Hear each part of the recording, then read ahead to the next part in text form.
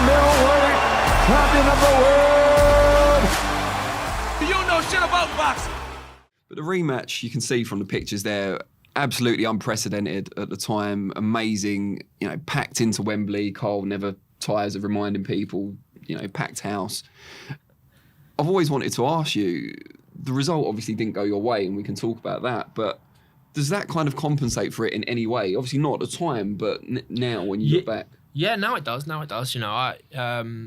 was fighting, when I was preparing for both the fights before, she was talking about legacy. That was a word I always shied away from. I felt like it was a bit cringe and didn't really sit well with me, especially because I'm still on my journey. I'm still trying to, carve out what I will be.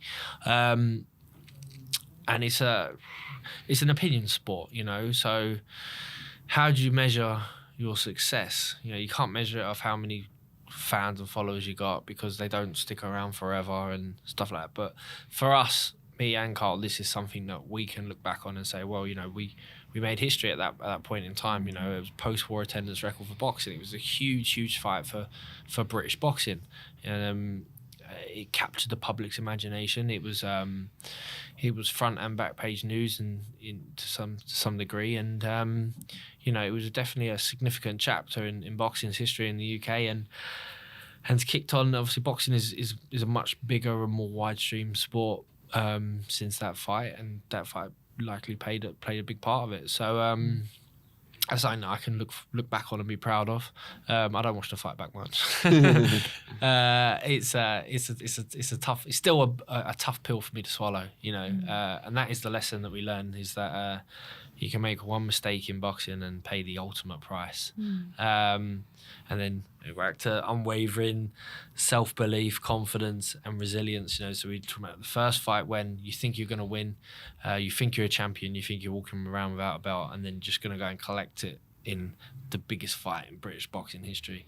And then you get your lights switched out because you switch off for a split second. And that was that, folks. And it's like, where do you go from there?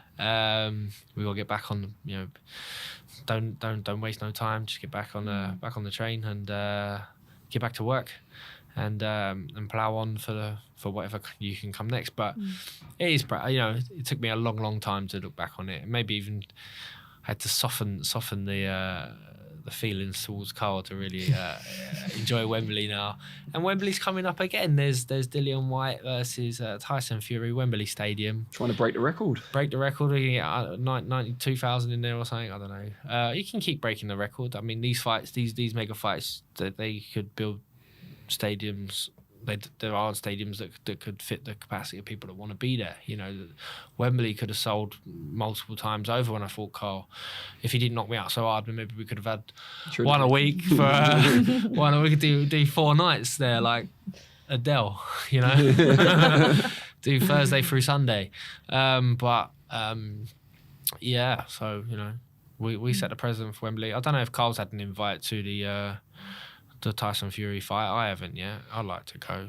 I don't know. Anyone else go? Hopefully Uncle Frank's watching. Yeah, Uncle Frank you weren't in a good mood yesterday. So. No, okay, yeah. Well, we'll see. And then maybe they'll get us down there, and I can tell people what it's like to walk out there. Can't remember much after it, to be honest. Don't know why. Pressure, bright lights. Yeah. That's all it is. Yo, Danny Flexen here. Think you know shit about boxing? There's only one way to find out. Listen to the full podcast via one of the links in the description, or go to secondsoutboxing.podbean.com.